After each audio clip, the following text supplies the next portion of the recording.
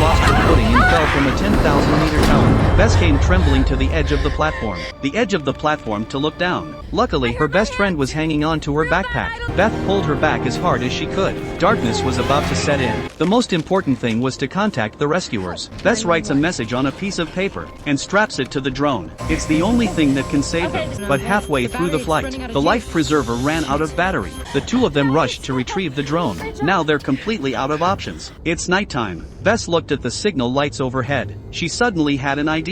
By plugging the charger into the light socket to charge the drone. Just after dawn, Bess was on the move. She was struggling. With every meter he shoots, there's a little more fear inside. With the encouragement of his girlfriends, Bess made it to the top. She took down the light bulb. He plugged in his charger. He just hung there on the pole, waiting for the drone to recharge. In the face of a vulture attack, Beth could only pretend to be calm. I don't know how long it took. The drone was finally fully charged. Now there's just one more crucial step. Bess takes control of the drone with all her might. The drone flew down the highway towards the hotel. They're finally going to be saved. It's gonna work.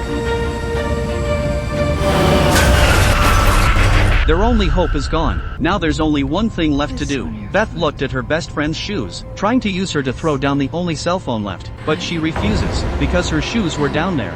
Remember.